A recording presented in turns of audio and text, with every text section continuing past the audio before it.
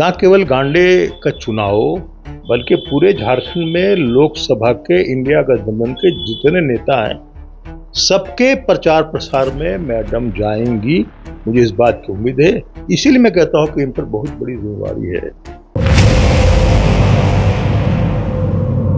पूरे भारत के अंदर लोकसभा चुनाव का बिल्कुल फूंक दिया गया है। चुनाव आयोग ने घोषणा कर दी है दिनांकों की, लेकिन सबसे जो महत्वपूर्ण बात झारखंड के लिए वो ये है कि 23 साल के इतिहास में पहली बार लोकसभा के साथ एक उपचुनाव होने जा रहा है और वो उपचुनाव पूरे भारत के लिए बहुत महत्वपूर्ण है। उस उपचुनाव पर झारखंड के साथ साथ पूरे भारत की नज़र है, क्योंकि उस उपचुनाव में अभी तक ये लगभग तय माना जा रहा है झारखंड के पूर्व मुख्यमंत्री हेमंत सोरेन की पत्नी कल्पना सोरेन चुनाव लड़ेगी। कुछ दिन पहले वो इस क्षेत्र में दौरे पर थे और उस दौरे के दौरान जो सबसे प्रमुख भूमिका में नजर आए 2-3 लोग, उसमें से सरफराज साहब जो वर्तमान में राज्यसभा सांसद हैं, कुछ दिन पहले तक वो गांडे विधानसभा क्षेत्र के विधायक थे।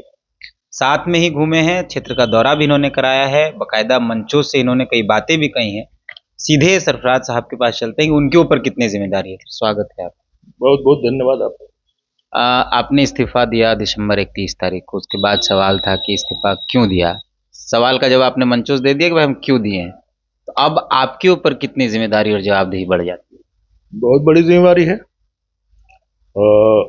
हम लोग प्रयास करेंगे। हमने निवेदन किया था मैडम को कि आप चलिए वहाँ से चुनाव लड़िए, और वो आई भी हैं और लगभग पार्टी के अंदर माहौल तय है उनके बारे में, और निश्चित रूप से हम लोग की जिम्मेदारी बहुत बढ़ती है।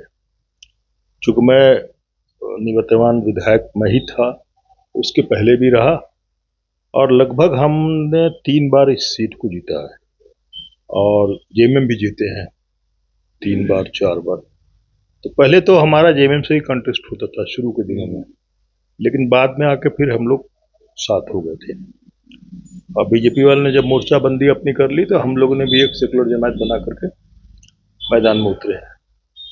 और मुझे उम्मीद है कि अधिकांश वोटर चूँकि सेकुलर माइंडेड है इस क्षेत्र में, और हम लोग को जिताने में मैं ओवर कॉन्फिडेंट नहीं बोल रहा हूँ, किसी तरह की दिक्कत नहीं होने देंगे और ये सीट निश्चित रूप से हम लोग जीतेंगे।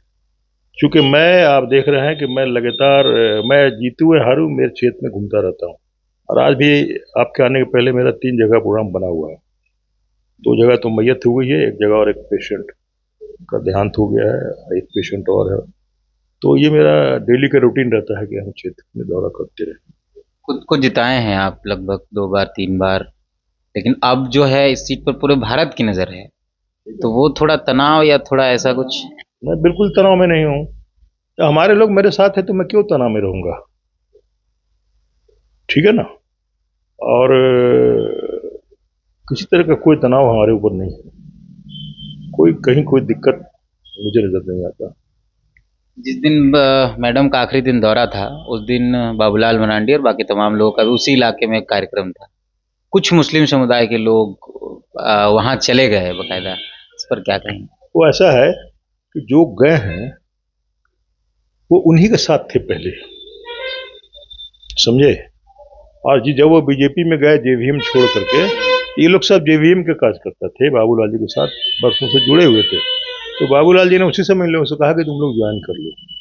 ये उस समय ये लोग नहीं गए, ठीक है। और अभी क्या कारण है, मन्नत समाजत बाबूलाल जी ने किया होगा। चूँकि बाबूलाल झारखंड प्रदेश के बीजेपी के अध्यक्ष हैं और उनका भी ये जिला है जैसे मेरा है, उनका भी है, तो उनको लग रहा है कि कुछ दरार पैदा करें। लेकिन मुझे कोई उम्मीद नहीं है कि 2-4 लोगों के आने जाने से कोई बहुत फर्क नहीं पड़ता। और उसमें भी माने कुछ लोग तो एक ही परिवार के हैं जो उनके साथ बरसों से जुड़े हुए थे, इसलिए बहुत ज़्यादा कोई अंतर नहीं होने वाला। पिछले मतलब विधानसभा में 2021-22 इन्हीं लोगों के खिलाफ बाबूलाल जी ने आवाज भी उठाई थी, पाकिस्तान जिंदाबाद का नारा। ये तो मेरे को समझ में नहीं आता है कि बाबूलाल जी चढ़ भी चाहते हैं पट भी चाहते हैं अपना। जब ये मुखिया का चुनाव लड़े थे तो इनके नॉमिनेशन में पाकिस्तान जिंदाबाद का नारा लगा था, ठीक है। और उसकी जांच पड़ताल होने लगी तो बरसों बरस बाबूलाल के साथ रहे, तो बाबूलाल जी ने विधानसभा में बात उठाई कि ऐसे ऐसे एक मुखिया के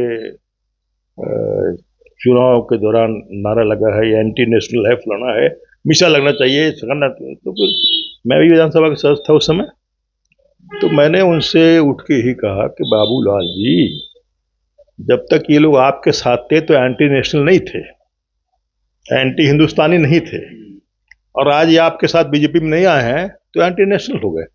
अरे जांच की प्रतिक्रिया चल रही है, सरकार, सरकारी अधिकारी जांच कर रहे हैं, सही क्या है गलत क्या है। वीडियो को तो आजकल तोड़ ममोड़ के बना भी दिया जा सकता है। तो इस तरह की बातें, मतलब आपके, ये तो वही हो गया बीजेपी वाली बात कि जो कल एक ऐड देख रहे थे, निरमा वॉशिंग पाउडर, कितने कितने लोग, कितने चीफ मिनिस्टर, कितने बड़े बड़े नेता जिनके यहाँ ईडी सीबीआई सब हुआ और बीजेपी में आ गए तो वो साफ सुथरे होकर उधर से निकल गए। तो वही हाल इधर भी लग रहा है, वही किस्सा रिपीट हो रहा है कि जो उनके साथ चले गए वो एकदम साफ सुथरे हो गए। अब कभी बोलेंगे बाबूलाल जी क्या कि इनके ऊपर कानूनी कार्रवाई हो? मुझे नहीं लगता कहीं बोल पाए। आप जब मंचों में भाषण दे रहे हैं मैडम के साथ तो आप दो बातें कह रहे हैं। एक तो बोल रहे हैं कि हम इस्तीफा क्यों दिए, वो हम बता दे रहे हैं कि मैडम के लिए दिए। दूसरा बात कह रहे हैं कि राज्य विधानसभा के साथ साथ पूरे राज्य की जिम्मेदारी अब मैडम को देनी है। तो क्या हम लोग या दर्शक ये माने कि बतौर मुख्यमंत्री अब हेमंत सोरेन के बाद कल्पना सोरेन का नाम आप लोग पहुंच कर रहे हैं? देखिए ऐसी बात है भैया, मैं इस संदर्भ में ये कह रहा हूं कि हेमंत जी न जाने कब निकलेंगे।